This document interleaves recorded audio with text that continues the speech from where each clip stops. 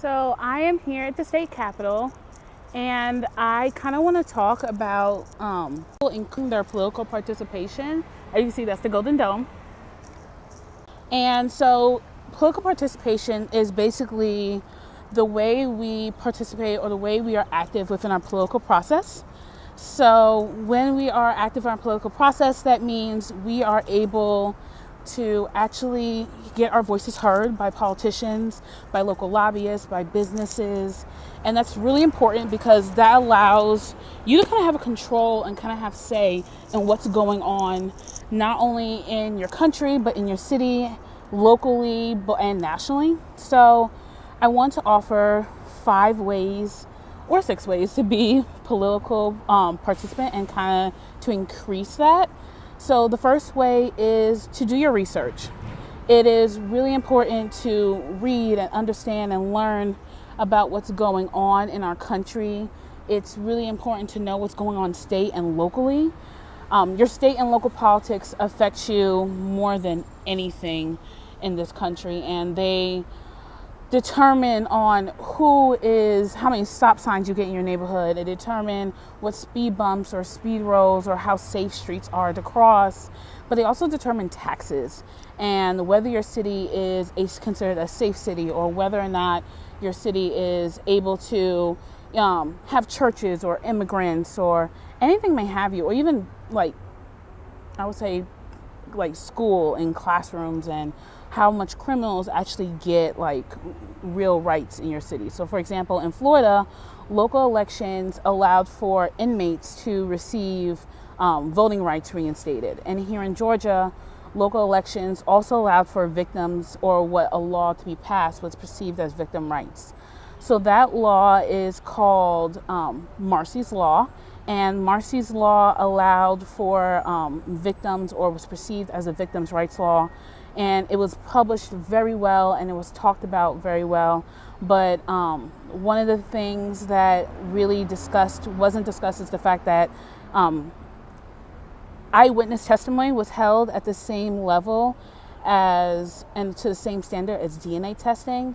So if you're thinking about it, you are a person of color on the stand, and while you're here talking, defending for your life, and there's no DNA testing, someone is able to point you out in court and say that you did it, even though you know in your heart you didn't do it. And there's no DNA testing to say that you did it, but they are telling you that you've done it. And so it allows the jury to be swayed by emotion instead of being swayed by facts. And that's how laws get done locally. That's how things get impacted locally. That's how your criminal proceedings is done locally, and that was through a local bill done here in Georgia. What books would you recommend? I think books that are historically relevant. So I like books dating back to World War II. I really like the Kennedy books. I actually really like George W. Washington's autobiography. I know it sounds weird because I am typically a progressive, but learning about the other side and how they think and how they talk, and what issues are really important to them really impact the way I think and how strong I hold my own personal issues. And so another way is, after you've done your research, it's really to go out and vote. Voting, especially in local elections and in national elections, are really important. They allow your voice to be heard. And the difference between local and national elections is that local elections are done by popular vote. So if your candidate or if your ballot gets the most votes, your ballot wins. Simple as that. Now, on a national level, we are determined by the Electoral College, which is a completely different thing. So your voice is actually heard a little bit more on local elections than it is for national elections. So another way to participate in local elections is to get out and rally, to call your local senator. These are ways to increase your political participation. Calling your senators, calling your state legislators.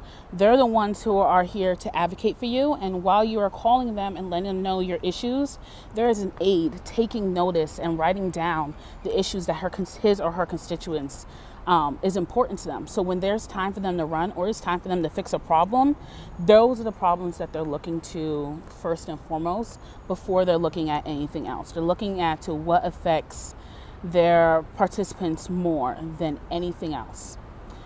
The next way to participate locally is to get out and rally. So that means participating in marches. And I know sometimes marches get a really bad rep because people are like, we march now, what's next? Marches allow people to know that there's strength in numbers, and it allows people to know that, you know what, if this is such a big issue, if people really care about women's rights, or if people really care about immigration, or they care about abortion or gun laws or whatever may have you, that means that there are bodies and there's numbers, and those numbers can't be ignored. Someone can hit delete on an email, someone can ignore a phone call, though they shouldn't, but they really can't ignore physical presence.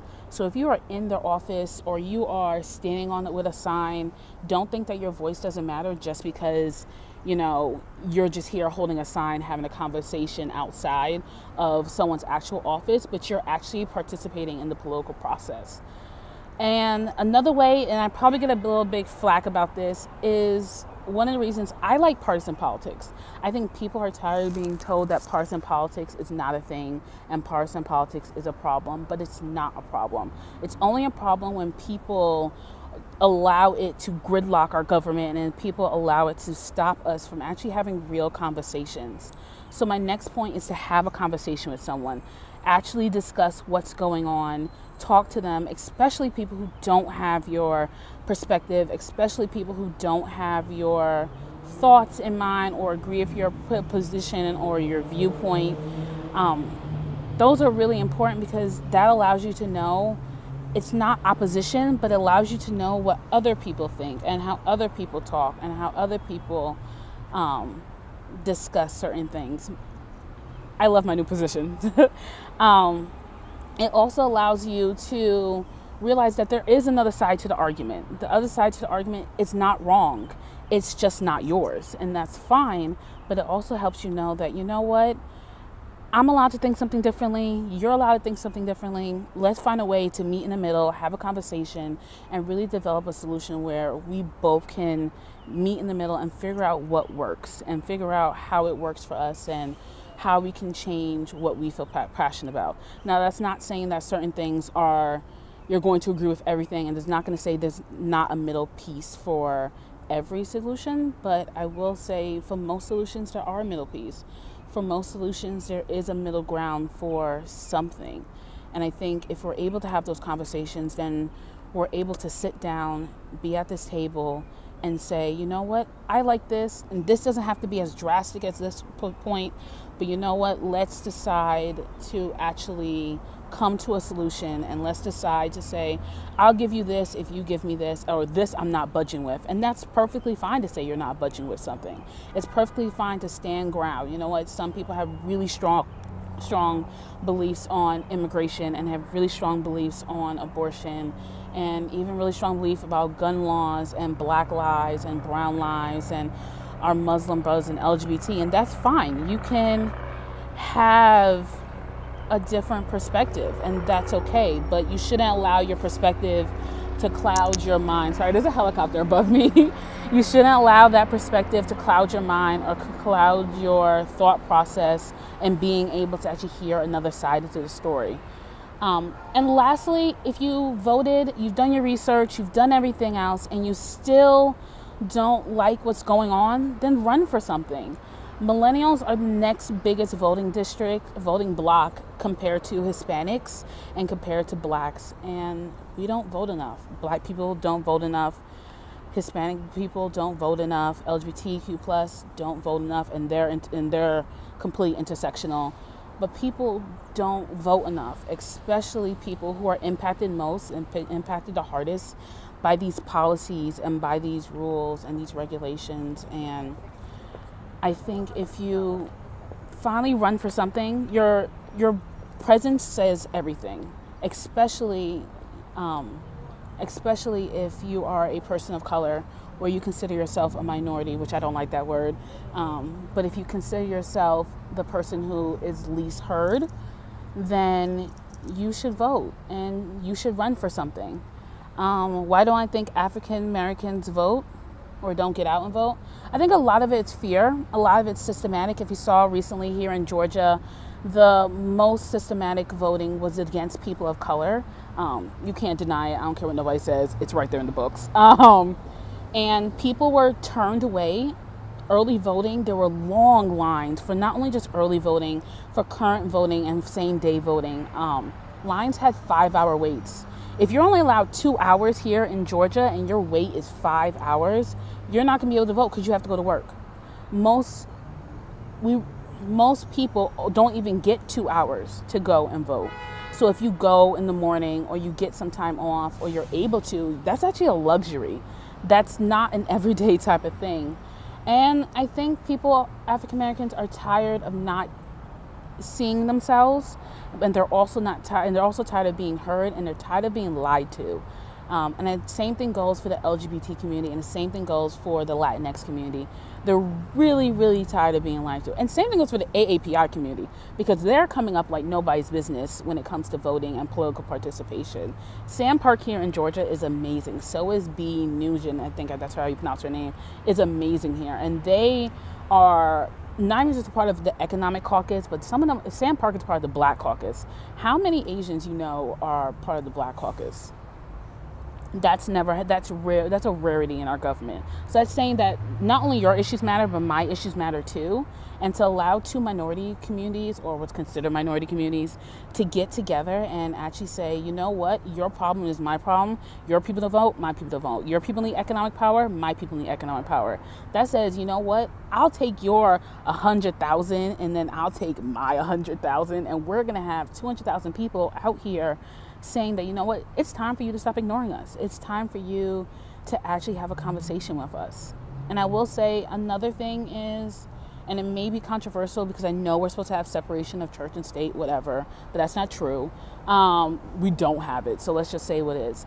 Demand that your faith-based communities discuss racism, economic injustice, social injustice, or whatever is important to you. If they don't discuss these issues and they choose to be out of the political process, they're choosing to be away from the people. And if they're away from the people, how can you serve God, or how can you serve Allah, or how can you serve Buddha, or whoever else you believe in? Faith-based communities have very strong coalitions, and because of that, they should be as important in the political process as everyone else. He did ring our doorbell. Sam Park ran our doorbell, which is crazy. So knocking on doors and making phone calls, but especially knocking on doors, is the best way to get information out to the people. And you know what, have a conversation. I was actually knocked on the door when I was canvassing for Stacey Abrams for governor, and I was able to sit down in this woman's kitchen, and she was telling me how she's been on welfare, and because she has disabilities, she's not able to get access to certain medications, and she's not able to get access to certain things, and you know what, she can't work and she has no choice, and she feels like a burden on her family, and that emotional toll takes a physical toll. And what people always say is true, that poverty is a cycle that pays in taxes. And when I say it pays in taxes, you have a toothache, that toothache is going to make you sick, which is going to give you a headache. You have a lump you haven't get checked out because you can't afford to go to the doctor. Next you know, you have stage 3 cancer or whatever may have you. Stuff like that really, really matters. And to stop situations like that, and to stop poverty, and to get economic justice and social justice, is only way to do that is to increase your political participation. It's to show up and call and have conversations with your neighbors and people you don't like and you like. And you know what, it's to be able to say, I'm stepping outside myself, and I'm no longer voting selfishly. I am voting collectively, and I'm voting with the idea in mind that the lowest person on the totem pole is going to be impacted the biggest. And I'm voting in the mind that, you know what, this elderly woman of color who is a second generation American, you know what, she needs help because she doesn't have access. And you know, that means that I need to vote with her in mind. I need to participate with her in mind. I need to have a conversations with her in mind, because the only way we're going to get better as a country, and the only way we're going to get better as, you know, states, and northern and southern and west and south and east and whatever may have you, and Republicans and Democrats and Green Party and Libertarian Party and all the parties. The only way we're going to be able to actually have this conversation is that if we are voting unselfishly, and we're voting with the idea that we're not just leaving this world for ourselves and what we want out of it, but we're also giving this world to our children and to people who's else's children, and to allow people to walk in halls safely, and allow people to have deeper conversations, and allow people to go to a movie safely, and allow people to, go to work safely and not have to have fear of anything. And I know I've been on a little bit of a rant, and I'm sorry, but political participation is really important to me, because I think my mother and my families and my mother's family and my father come from immigrants. And you know what? Immigrants and didn't get to vote the way they wanted to, and they don't get to do things that they want to because of such immigration status. So I think it's important to be the voice of people who are voiceless, and I think it's important to be and advocate for yourself, advocate for your neighbor, and advocate for people, because through advocation we get change. And that's pretty much it. Thank you for being a part of my spiel. A little bit ranted a little bit, but I hope you understand why political participation, both locally and nationally, are really important to shaping the country we have today. Bye.